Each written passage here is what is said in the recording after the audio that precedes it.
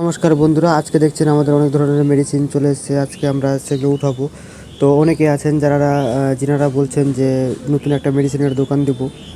তো আমি তাদের উদ্দেশ্যে বলছি, আপনারা যদি নতুন কোনো একটা মেডিসিনের দোকান করতে চান বা শপ করতে চান, ফার্মাসি খুলতে চান, তাহলে আপনাদেরকে একটা কথা মাথায় রাখতে হবে যে আপনাদের যাতে মেডিসিন সম্বন্ধে যেন কিছু না কিছু ধারণা অবশ্যই থাকে। যদি না থাকে তাহলে আপনারা মেডিসিন শপ চালাতে খুব অসুবিধা হবে আপনাদের, কারণ সেগুলোকে চালাবার জন্য একটু দক্ষতা প্রয়োজন আছে। আর আপনারা যদি মনে করেন যে না, আমি এটা হচ্ছে যে কাউকে হেয়ার করে নিয়ে আসবো বা কোনো একটা ছেলেকে রাখবো, তাকে দিয়ে কাজ করাবো, তাহলে একটা কথা মাথায় রাখতে হবে যে তাকে দিয়ে কাজ করাতে গেলে যে সমস্ত এইগুলো আছে, মানে ধরে নাও সে কিছু হয়তো কাজ জানে, সে হয়তো তোমাকে শেখাবে ভাবছো, তাহলে সেখানে একটা ভুল ধারণা আছে যে সে যদি বাইরের ছেলে থাকে তাহলে সে কিন্তু শেখাতে সহজে চাইবে না। আর যদি লোকাল ছেলে থাকে, মানে নিজস্ব কেউ আত্মীয়ের মধ্যে থাকে, দাদা ভাই বন্ধু কেউ যদি থাকে আত্মীয়ের মধ্যে, তাহলে সে তাড়াতাড়ি শিখিয়ে দেবে।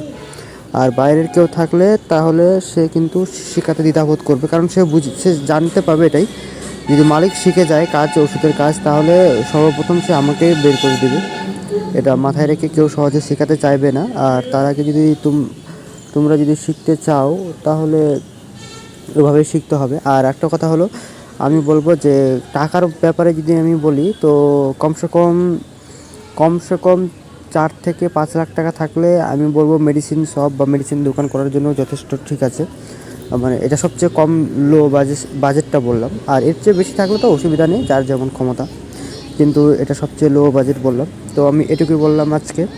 আর আমি সঠিকভাবে ভিডিও দিতে পারছি না, কারণ আমার হচ্ছে সমস্যা, কারণ আমি কাজের চাপ, আমার এখন টাইম পাচ্ছি না। তাই যতটুকু টাইম পাচ্ছি এর মধ্যে ছাড়ছি। এর মধ্যে আপনারা যা জানার এবং বোঝার থাকলে আমাকে কমেন্ট করবেন। আপনারা কমেন্ট করলে আমার আগ্রহটা বাড়বে।